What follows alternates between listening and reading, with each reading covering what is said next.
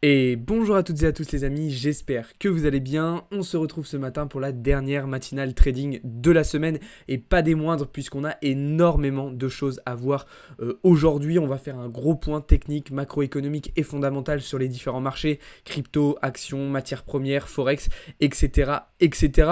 On va passer sur pas mal de petites news aussi qui circulent autour du monde de la finance et autour de l'écosystème crypto. Et on va commencer déjà un petit peu à préparer la semaine qui arrive, la semaine prochaine, puisque on va avoir quelque chose de très intéressant à surveiller. Donc voilà un petit peu le programme de ce matin. Comme d'habitude, juste avant de commencer, n'hésitez pas à vous abonner, n'hésitez pas aussi à rejoindre le serveur Discord, vous avez le lien dans la description, et à me bombarder de likes cette vidéo. Bien évidemment, si vous avez des questions, des remarques, des interrogations ou quoi que ce soit, je vous invite à les poser dans les commentaires. Allez, c'est parti, on va pouvoir commencer tout de suite.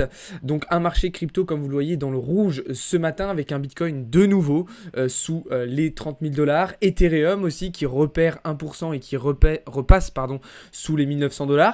Du côté des alts, on observe des comportements un petit peu plus hétérogènes avec le Solana, XRP qui sont en difficulté, mais d'autres qui s'en sortent plutôt bien. On pense notamment au Link qui a ébloui et éclaboussé le marché crypto de ses belles performances hier matin. Du côté de l'indice Fear and Greed, un indice à 50 aujourd'hui, on est dans un niveau de confiance du coup, enfin dans un niveau neutre tout simplement, ce qui est assez représentatif toujours de l'indécision et de l'incertitude omniprésente sur le marché actuellement. Du côté des ratios long-short, des longs toujours à plus de 65% en majorité sur le marché, mais suffisamment, pas suffisamment en fait fort, pas suffisamment intense pour entraîner une réaction haussière plus importante que ça sur Bitcoin. J'en viens donc directement à notre cher BTC qui nous a permis de réaliser une très belle performance hier après-midi en venant chercher nos targets en direction des 30 400 $ et qui a été rejeté par ce niveau justement des 30 400 $ qui semble devenir en fait une résistance qui était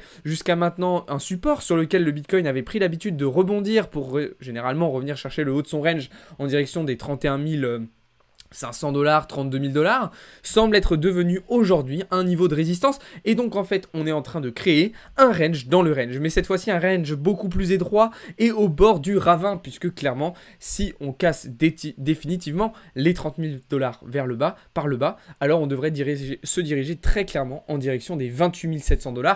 Au moins dans un premier temps. Alors, pour comprendre un petit peu la situation à plus court terme, parce que ce qui va nous intéresser, c'est tout de même ce qu'il va se passer aujourd'hui, on va tout de suite aller faire un tour du côté des maps de liquidation.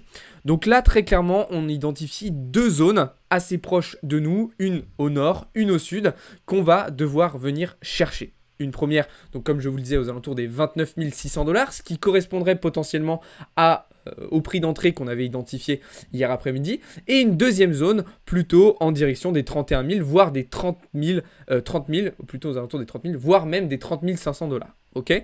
Donc en sachant ça, la question qu'on va pouvoir se poser désormais, c'est quelle zone va-t-on venir récupérer dans un premier temps? D'abord au nord, au sud, pour ensuite enclencher une tendance haussière, ou est-ce qu'on va faire une dernière petite impulsive justement au sud avant de se diriger bien plus bas sous les 30 000 $. Donc personnellement, je ne pense pas qu'on aura forcément la réponse aujourd'hui ni au cours du week-end, sauf très grosse surprise. Mais par contre, à partir de la semaine prochaine, je m'attends à davantage de volatilité. Il faut savoir qu'on est dans un range, donc on a une accumulation d'ordre qui se fait depuis maintenant une semaine. Le mouvement de sortie sera probablement très volatile avec potentiellement une prise de liquidité dans les deux sens assez forte, assez virulente, avant de prendre une direction un petit peu plus clair. De toute façon, si vous voulez en savoir plus un petit peu sur nos positions sur Bitcoin, je vous invite à rejoindre le serveur Discord. Encore une fois.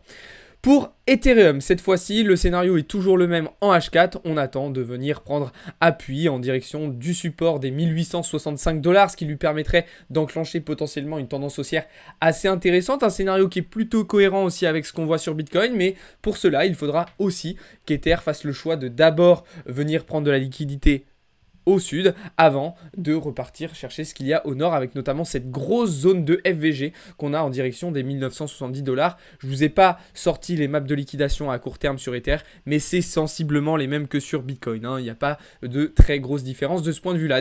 La déception sur Ether cette semaine, elle se situe sur le fait qu'il n'a pas réussi à prendre le marché à son compte, il n'a pas réussi à prendre la dominance du marché alors qu'il avait tout pour, hein. Sur la paire Ethereum BTC, on l'avait très bien observé, mais Ethereum était en train de mettre en place une figure de retournement haussière, ce qui aurait pu lui permettre justement de driver le marché crypto et potentiellement d'emmener avec lui les alts, mais visiblement il n'a pas réussi à le faire cette semaine. Alors ce n'est pas encore perdu, hein, ce scénario de retournement qui peut toujours se mettre en place, bien évidemment. Et puis en plus de ça, l'aubaine dans tout ça, c'est qu'on a une dominance du Bitcoin qui est en train de retracer un petit peu, qui est repassé sous les 50%. Donc tout était plutôt bien pour que Ether saisisse cette opportunité. Malheureusement, il n'a pas été capable pour le moment cette semaine. Alors peut-être que ce sera pour la semaine d'après. On verra. En tout cas, ce qui est sûr, c'est que si malheureusement Bitcoin était amené à corriger plus fortement sous les 30 000 $, je pense que ça serait dans tous les cas assez compliqué pour Ether de réaliser ce scénario. Bien évidemment, du côté des alts, il y a aussi plein de setups super intéressants qu'on vous a partagé d'ailleurs dans le serveur Discord. Je vous invite à le rejoindre, c'est là-bas qu'on vous partage toutes nos analyses, toutes nos prises de position, tous nos biais, mais des altcoins qui sont vraiment dans des très belles configurations. Et je pense notamment au Link, hein, qui réalise des performances extraordinaires en ce moment, et notamment hier, une fois de plus. Link est toujours dans son PO3 et qui devrait se diriger assez rapidement désormais en direction des 9,55 $, donc sur le haut de sa précédente zone d'accumulation. Et évidemment, il y a plein d'autres scénarios qu'on surveille. Je pense notamment au comp sur lequel on est en train de réaliser une très belle performance, comme vous le voyez juste ici. On a aussi le RDNT, qui est juste ici et qui nous a permis aussi hier de réaliser des très belles performances, hein. On a Binance qui a décidé d'investir, si je ne me trompe pas, 10 millions de dollars dans l'écosystème de RDNT, ce qui lui a permis de faire cette très belle impulsion haussière. Donc voilà, globalement, une très bonne semaine aussi du côté des altcoins, même s'il y a certains de nos scénarios qui ont été un petit peu chamboulé par la situation et notamment la baisse assez violente qu'on a eue hier sur Bitcoin. Donc forcément, toujours de la réadaptation, voilà, toujours être capable de moduler ses positions, de se remettre en question très rapidement et de s'adapter. C'est très important d'être très réactif sur le marché en ce moment. Donc voilà un petit peu ce que je pouvais dire du côté du marché crypto. On va pouvoir désormais se tourner du côté du marché du Forex avec déjà une première position sur USD JPY extraordinaire. On vient d'atteindre là en direct notre premier TP, donc sur cette zone de FVG en H4. Donc vraiment une très belle position qui vous avait été partagée dans le serveur Discord. Sur EURUSD, c'est la même chose, une position qui se passe très bien et sur laquelle on a déjà pris un premier take profit et remonté notre SLABE. On peut penser aussi au 4 JPY bien évidemment, sur lequel on s'est positionné et qui lui aussi a atteint un premier TP et sur lequel on a pu remonter notre stop loss au prix d'entrée. Il ne reste plus que le GBP USD sur lequel on réfléchit potentiellement à une prise de position, mais vous allez comprendre juste après pourquoi finalement on ne va pas rentrer. Et enfin, je réfléchissais peut-être à une petite entrée ce matin sur l'euro GBP. Malheureusement, le RR ne me satisfait pas plus que ça. Donc, je vais tout simplement pas insister. Je ne vais pas me forcer. Je ne vais pas overtrade. Et je vais tout simplement attendre de voir si je peux prendre une position qui me conviendra davantage. Alors pourquoi en fait GBP USD on ne va pas prendre cette position? Et bien tout simplement puisque le dollar valide exactement le scénario qu'on avait identifié, c'est-à-dire un retournement qui est en place, qui a commencé à être mis en place la semaine dernière et qui s'est totalement validé à partir d'hier matin, ce qui permet donc comme prévu, comme annoncé, au dollar de revenir chercher les 101 points et potentiellement dans un second temps les 102 points. Donc ça correspond parfaitement aux différents scénarios qu'on a identifiés sur les paires Forex et puis ça nous permet aussi par la même occasion de réaliser une très belle performance sur le gold puisque qui dit dollar qui remonte, dit très souvent l'or qui repart vers le bas, donc une position là aussi qui se passe très bien sur le XO, donc sur lequel on a aussi pris un premier take profit et remonté notre stop loss ABE. Donc franchement une semaine qui se passe plutôt bien puisque le scénario sur dollar a été validé et nous a permis de réaliser des belles performances sur tous les scénarios qu'on avait identifiés. Donc franchement très content de ce point de vue là. Comme vous l'avez vu par contre, évidemment, on a un Bitcoin qui ne réagit pas forcément au comportement alors, il y a Bitcoin qui ne réagit pas, forcément au comportement du dollar, ou en tout cas, il réagit à certains moments, on a l'impression, et peut-être un petit peu des fois en décalé. En tout cas, on sait, il y a clairement eu une décorrélation ces dernières semaines de Bitcoin vis-à-vis du dollar. Voilà un petit peu ce que je pouvais dire là-dessus. On va pouvoir terminer avec le marché des indices. Alors les indices boursiers américains qui sont toujours dans une nette tendance haussière, hein, d'accord. Je pense notamment au Dow Jones. Dow Jones qui a réalisé sa 9e séance consécutive de hausse. Hein, c'était pas arrivé depuis 2017 et on s'approche du record de 1987 lorsque le Dow Jones avait fait 13 séances consécutives haussières. Hein, donc c'est assez impressionnant. Voilà, le Dow Jones qui est toujours porté notamment par le secteur de la tech avec l'IA et Nvidia qui reste extrêmement fort. C'est le cas aussi pour Nasdaq, même si on a eu un petit peu de retracement sur Nasdaq, on a quand même un indice qui reste extrêmement fort et très très bullish. Par contre, attention, sur S&P 500, on peut s'attendre potentiellement à du retournement, hein, très clairement. On est beaucoup trop, on est clairement sur de la surévaluation, hein. Tous les indices le disent, on a de la surévaluation, donc il faut potentiellement s'attendre à du retournement, sachant qu'en plus de ça, le S&P 500 est arrivé sur un niveau de résistance assez important, donc à surveiller. On a en ce moment, vous le savez, beaucoup de résultats, certes de banques, hein, on en a parlé dans la semaine, mais aussi de grosses entreprises telles que Netflix, Tesla, Amazon, Apple ou encore Microsoft, qui pourront directement impacter le cours du S&P 500, puisque comme l'a prévu Bloomberg, on pourrait avoir une dévalorisation des actions du S&P 500 à hauteur de 9%. Donc ça sera aussi l'un des enjeux de l'été et notamment de la semaine prochaine, on va y venir juste après, mais les indices boursiers américains qui sont dans des situations très particulières. Et bien évidemment, on a aussi, comme je vous le disais, le secteur de la tech qui reste toujours très très fort avec notamment Nvidia, même si on peut s'attendre potentiellement à un petit peu de retracement en direction des 340 $ dans les prochains jours. Attention, on a certaines banques quand même qui raisent le cours de Nvidia à plutôt 600 $ pour la semaine prochaine. Pour finir sur ces indices boursiers américains, l'indice VIX a repris un petit peu de couleur, d'accord. Donc l'indice de volatilité a repris un petit peu de couleur cette semaine, mais attention, c'est surtout à partir de la semaine prochaine qu'on pourrait retrouver davantage de volatilité. On le verra juste après encore une fois. On va terminer cette partie analyse technique du coup avec les indices européens qui eux reprennent aussi de la couleur, notamment ici du côté du CAC, d'accord. Donc on va surveiller très attentivement étant donné qu'on est positionné dessus. Et bien évidemment aussi sur le DAX, l'indice allemand qui a lui aussi repris un petit peu de couleur ces derniers jours. Donc attention, hein, on restera très attentif à ces deux indices la semaine prochaine, sachant qu'on aura pas mal justement de hard data pour l'Allemagne et la France qui seront évidemment à prendre en compte. Donc voilà un petit peu ce que je pouvais vous dire sur le marché. Je viens de penser que j'ai oublié de vous montrer quelques petites choses sur Bitcoin. Je suis désolé, hein, on fait un petit retour en arrière, mais je préfère vous donner vraiment toutes les informations nécessaires. Donc je reviens rapidement sur la situation sur BTC parce que j'ai oublié de vous montrer quelques petites choses. Donc ça, vous l'avez vu. Du côté de l'order book, en fait, je voulais vous dire que l'order book confirmait plutôt ce que nous donnaient comme information les maps de liquidation en termes de scénario et en termes de probabilité.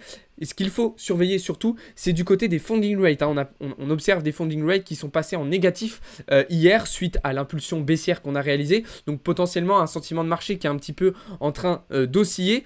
L'open interest a plutôt bien suivi aussi sur les mouvements les plus importants. Donc on garde une intensité temporaire assez intéressante avec des volumes d'achat par moment qui restent aussi importants, mais pas suffisamment bien évidemment pour engranger une tendance haussière ou baissière plus importante. Donc voilà les petites informations que je viens de me rappeler, que je souhaitais vous partager aujourd'hui. Donc voilà, autre petite info juste avant qu'on aille du côté du calendrier macroéconomique pour la semaine prochaine, les faillites de banques sur le premier semestre 2023 qui s'élèvent beaucoup plus élevés, qui se révèlent beaucoup plus élevés que ce qu'on avait eu en 2010. Donc situation assez particulière, assez compliquée, hein, toujours par le système bancaire américain. C'est vrai qu'on en parle un petit peu moins depuis le mois de mars, mais la situation reste très compliquée. Je vous en parlais hier, par exemple Goldman Sachs qui réalise moins 58% sur le deuxième trimestre, ce qui n'est clairement pas une bonne nouvelle. Voilà les amis, un petit peu ce que j'avais à vous dire. On va désormais pouvoir faire le point. Donc déjà sur le calendrier économique d'aujourd'hui. Hop, voilà c'est fait. Voilà, c'est fait, on a fait le point sur le calendrier économique d'aujourd'hui. Non, évidemment, je rigole, mais c'est pour vous dire qu'on a une journée très calme aujourd'hui, hein, très peu de catalyseurs. Les seuls qu'on avait ont été ce matin et cette nuit, donc avec l'inflation au Japon qui repart légèrement à la hausse à 3%, mais ça reste très modéré. Et du côté des Royaumes-Unis, des données plutôt encourageantes, hein, j'avoue cette semaine c'est plutôt pas mal ce qu'on a eu du côté du Royaume-Uni, après les résultats d'inflation qui ont été plutôt bons, hein, alors plutôt bons dans une moindre mesure, mais des résultats d'inflation qui ont été en baisse, donc voilà, une situation qui s'améliore légèrement du côté du Royaume-Uni, mais donc cet après-midi, rien de très important. Par contre, semaine prochaine les amis, il va falloir accrocher vos ceintures, hein, parce qu'il y a une très grosse semaine qui nous attend. On y reviendra dimanche bien évidemment dans le débrief hebdo, mais juste pour vous faire un petit point, on va avoir lundi PMI de service. Là, je vais parler juste des hard data américaines. Bien évidemment, il y aura aussi beaucoup de hard data européennes et de données annexes qui seront à prendre en compte. Mais pour faire simple et pour résumer pour le moment, lundi, PMI de service aux États-Unis. Mardi, confiance des consommateurs. Mercredi, FOMC. Jeudi, PIB et vendredi, indice des prix à la consommation. On a de gros catalyseurs macroéconomiques la semaine prochaine qui vont créer potentiellement beaucoup de volatilité sur les marchés, d'où le titre de cette vidéo, le calme avant la tempête, parce que oui, cette semaine a été quand même relativement calme, mais attention, ça ne va peut-être pas durer. Voilà un petit peu ce que je pouvais dire là-dessus, et donc en prévision, juste pour faire un petit point, en prévision du FOMC de mercredi prochain, les estimations sont unanimes. On devrait très certainement, sauf extraordinaire surprise, avoir une nouvelle hausse des taux d'intérêt directeurs à 5,5%. Voilà les amis, on arrive au terme de cette vidéo. Je compte sur vous pour bombarder de likes cette vidéo, pour vous abonner et surtout à rejoindre le serveur Discord. Vous avez aussi plein de vidéos super intéressantes à aller voir sur la chaîne YouTube.